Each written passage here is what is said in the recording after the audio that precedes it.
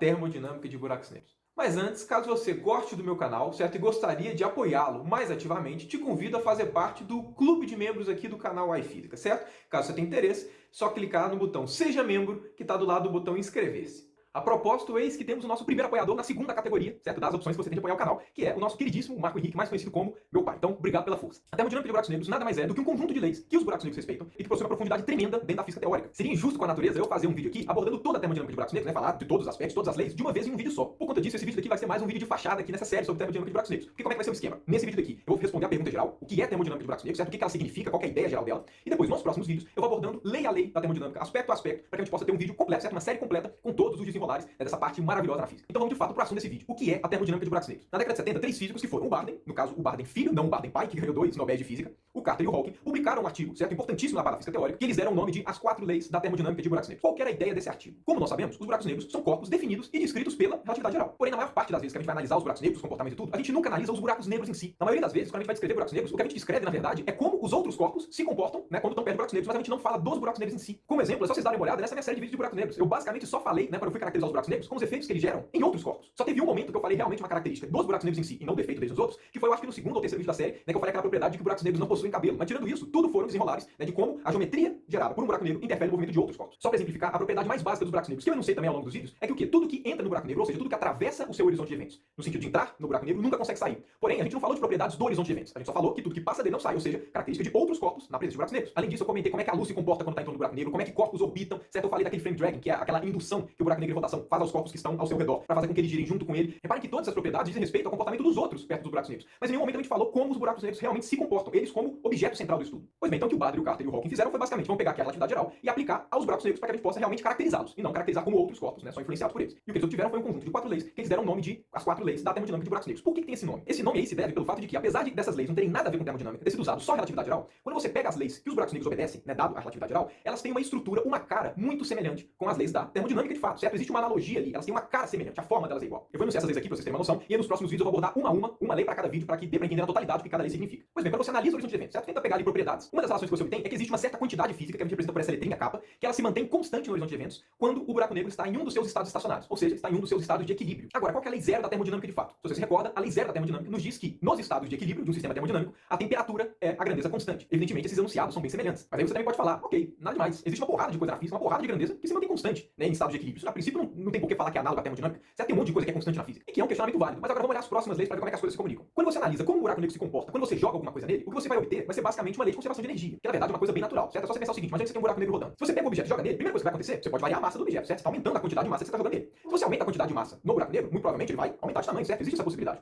E além disso, dependendo de como você joga, né, seu objeto no buraco negro, você pode fazer com que ele diminua ou aumente a sua rotação, certo? Dependendo de como você joga, dependendo do momento angular que você joga esse objeto no buraco negro. Então a pergunta natural que você pode fazer é como é que essas grandezas se relacionam quando você tem um aumento da massa do buraco negro, certo? Como é que o buraco negro relaciona as variações de massa dele com as variações de rotação, com a variação do tamanho dele? Isso nada mais é do que um tipo de conservação de energia na prática. E aí quando você pega essa tal relação de conservação de energia pro caso dos buracos negros, o que você obtém é essa relaçãozinha daqui. O que essa relação te diz basicamente é como variações de massa influenciam nas variações, tanto da área, né, do tamanho do buraco negro, quanto do seu momento angular, certo? No caso, esse kappa que aparece é exatamente aquele kappa que aparece que eu acabei de falar, certo? Aquela grandeza no horizonte de eventos. E esse ômega H aí é a velocidade com que o buraco negro gira, ok? Basicamente uma relação de conservação de energia. Agora pega a primeira lei da termodinâmica mesmo e vamos fazer uma comparação aqui. Se você leva em conta que na relatividade massa e energia são equivalentes, então essa variação de massa no contexto da relatividade pode ser visto como uma variação de energia, dá pra perceber que eles têm uma estrutura muito semelhante. E não é só isso. Pela lei zero, que eu acabei de citar, essa grandeza kappa que aparece no buraco negro, ela é como se fosse, né, dá a entender, pela lei zero, que ela é o análogo à temperatura no caso dos buracos negros. E se vocês pegam a primeira lei da termodinâmica de fato, aparece a temperatura lá também. Aí, olha só, na primeira lei da termodinâmica, a temperatura está sempre junta com a entropia.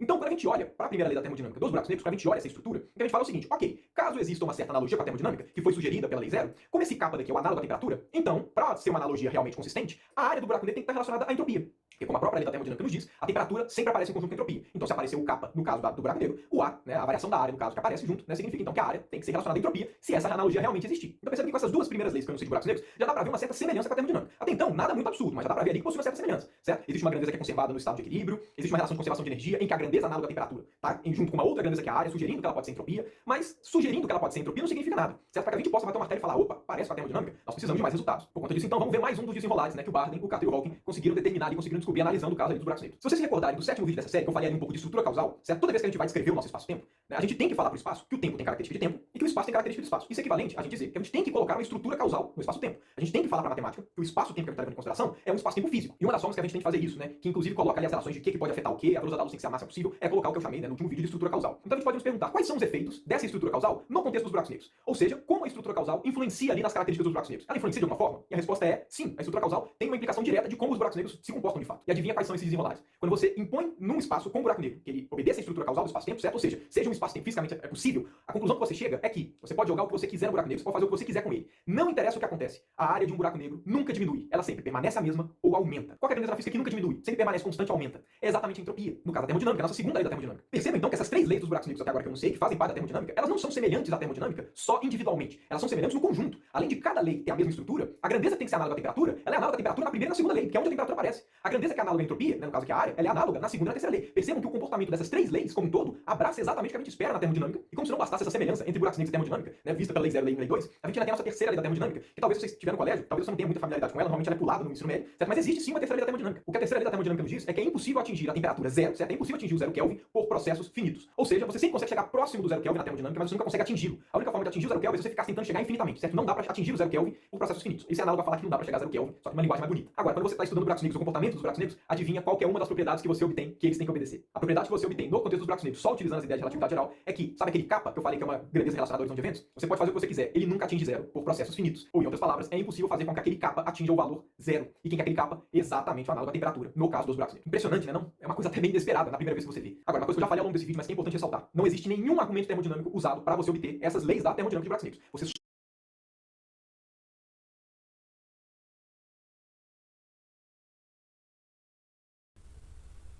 Ou então, aí, caraca, mano, que doideira, hein? Porra, vou te falar legal. Pô, cara, aí você vê o que que é a ciência, né, cara? Pô, você uma coisa, né, leva na outra, né, cara? Tiver que voltar também, mas você vê só a situação aí da entropia, né? Pô, você já tem uma definição, né? Pô, identificou uma semelhança, né? Aplicou uma correlação, né? Pô, que trabalho, né? Interessante, né, cara? Agora, outro detalhe é a questão da finitude, né? Porque você vê que a especulação aí ela é feita, pô, na questão da geometria, né? E a questão do infinito na geometria, né, cara, é uma parte da álgebra, né? Que é conhecida como cálculo, né? Pô, dos limites, né? Das derivadas da integral, né? E quando você vai estudar a matemática, né? A invenção dos números, a evolução a partir dos algoritmos, né? Indo-arábico. E aí, poxa, as contas, né, cara, aritmética, poxa, e a topologia veio a favor que da agrimensura, né, da agricultura, né. Mas em determinado momento a evolução do estudo teve que parar para ter um entendimento melhor da geometria analítica, da questão da finitude, do infinito, né? E aí, resolvido isso, né, em termos de equação, né, de colocar realmente uma dúvida, né, a questão, né, do x, do y, z, né, aí voltou para a álgebra moderna, né, Então a geometria analítica é o grande salto que a humanidade deu na questão da matemática, né? E por consequência, né, da física, da biologia, da química e todas as outras ciências, né? Até, inclusive, né, da linguagem, né? Porque é realmente a questão da invenção do número, né, cara? Do algoritmo indo-arábico. Mas aí vamos continuar aqui para não ficar muito. Só utiliza a relatividade geral. Você não usa termodinâmica, não usa mecânica estatística, você não usa nada. Por isso que é impressionante, porque você obtém uma estrutura análoga à termodinâmica sem usar nenhum argumento termodinâmico. Até por conta disso, só com esses resultados, certo, da análise com relatividade geral dos buracos negros, a gente não pode falar que buracos negros possuem comportamento termodinâmico. O que a gente pode falar é que as leis que regem os buracos negros são análogas às leis da termodinâmica. Inclusive, os próprios autores, o Barden, o Carter e o Hawking, deixam claro isso no artigo, certo? Essa analogia, essas 4 leis da termodinâmica de buracos negros, elas são analogias com a termodinâmica. Porque para eles inclusive colocam no artigo, não faria sentido um buraco negro ter temperatura, ter comportamento termodinâmico. O argumento que eles usam, na verdade, é até bem simples de entender, porque a temperatura do buraco negro deveria ser zero, e aí não existia uma certa termodinâmica para ele. A ideia é que, se nada consegue sair do buraco negro, significa então que ele não emite radiação térmica, certo? A gente consegue determinar a temperatura de um corpo dada a quantidade de energia que ele emite, dada a radiação térmica que ele emite. Se um corpo não emite nada, é porque ele não tem temperatura. No caso, como nada sai do interior do buraco negro, só na perspectiva de relatividade geral, a temperatura do buraco negro deveria ser zero. E uma das relações que a gente tem, inclusive da própria termodinâmica, é que corpos que possuem temperatura zero também não possuem entropia. Então nem faria sentido de fato a gente falar de uma termodinâmica para os buracos negros. Porém, um buraco negro não ter entropia acarreta em um problema seríssimo na física, que é a violação da segunda lei da termodinâmica de fato. A termodinâmica nos diz que a entropia sempre aumenta ou permanece constante, ela nunca diminui. Se o buraco negro não tivesse entropia, seria muito fácil você violar a segunda lei da termodinâmica. Imagina que você tem um buraco negro na sua frente com entropia zero. E você tem uma caixa, e dentro dessa caixa você tem um gás lá dentro. Certo? A gente sabe da termodinâmica que todo gás tem uma certa entropia associada a ele.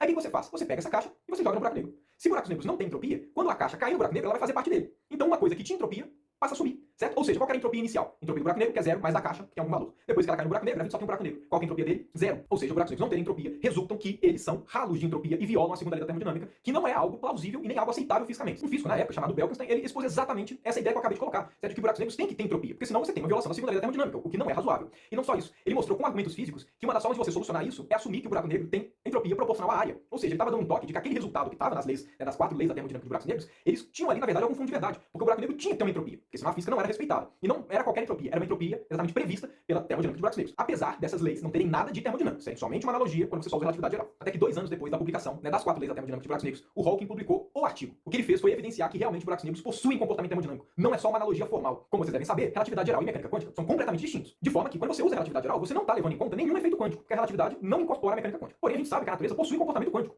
Então, se a gente quiser ter uma descrição total de como é que é a natureza, a gente precisa levar em conta tanto a relatividade geral quanto a mecânica quântica. Apesar de não existir uma teoria geral, né, que descreva as duas ao mesmo tempo, você tem formas de, dado um certo espaço-tempo, introduzir campos quânticos para saber como é que esses campos quânticos se comportam na presença de um espaço-tempo curvo. E foi exatamente isso que o Hawking fez. O Hawking descreveu como é o comportamento de um buraco negro, dado que existem campos quânticos no espaço-tempo, que é uma coisa realmente que a gente sabe que tem que acontecer. E a conclusão que ele chegou foi que quando você introduz efeitos quânticos ao problema dos buracos negros, é que buracos negros emitem radiação. E não é uma radiação qualquer. A cara dessa radiação é exatamente a de um espectro térmico, ou seja, a radiação que um buraco negro emite, ela tem a mesma cara da radiação que um corpo qualquer com temperatura emite pelo fato de ter temperatura. Isso evidencia que, de fato, buracos negros possuem temperatura. Porque se ele só chegasse na conclusão de que buracos negros emitem radiação, isso não significa que a gente poderia associar uma temperatura para ele. A gente só sabe falar de temperatura, a gente só consegue associar, fisicamente falando, uma temperatura a um corpo se a energia que ele emite tem a cara de um espectro térmico, que é o caso para o buraco negro. E aí vem a parte mais legal. Todo espectro térmico, na cara da expressão, aparece o termo relativo a qual que é a temperatura do corpo. Adivinhem, só tentem adivinhar qual que é a grandeza que desempenha o papel de temperatura no caso dos buracos negros. Claro, não podia deixar de ser outra. A temperatura do buraco negro está relacionada ao nosso queridíssimo kappa, que é aquela grandeza associada ali ao horizonte de eventos, que aparece exatamente como sendo análoga à temperatura na termodinâmica de buracos negros. Como esse kappa passa realmente a ser a temperatura do buraco negro, aquelas leis da termodinâmica de buracos negros, elas passam a não ser mais uma analogia. Elas passam a ser uma identidade. Aquelas leis realmente correspondem às leis de uma termodinâmica dos buracos negros. E não só isso. Se aquele kappa está relacionado à temperatura, na verdade não é exatamente aquele kappa, é um múltiplo daquele kappa, mas que não muda em nada a situação, a gente pode falar categoricamente que sim, buracos negros possuem uma entropia, termodinamicamente falando. E essa entropia realmente é proporcional à área. Essa radiação que os buracos negros emitem, né, que evidencia o caráter termodinâmico deles, provavelmente já deve ter ouvido falar dela. Ela recebe o nome de radiação Hawking. É inacreditável você imaginar que buracos negros possuem comportamento termodinâmico e que aquele objeto que nada conseguia escapar, de alguma forma, por algum mecanismo, consegue emitir radiação. Já vou dar um spoiler aqui do vídeo futuro que eu vou falar sobre radiação Hawking, certo? Nessa pegada de termodinâmica de buracos negros, a radiação Hawking não sai do interior do buraco negro, ok? Ela tem a ver com outro efeito, eu vou detalhar com mais calma no vídeo futuro, mas ela não é uma coisa que sai de dentro do buraco negro. Então nada é violado nesse sentido, certo? Tudo que entra no buraco negro continua sem conseguir sair. Apesar desse resultado belíssimo, né, de que buracos negros apresentam comportamento termodinâmico, a principal importância da termodinâmica de buracos negros é uma pergunta que ela coloca no ar. Como é que a relatividade geral consegue, no contexto de buracos negros, prever uma estrutura que aponta aquele kappa como sendo a temperatura e a área do buraco negro como sendo a entropia?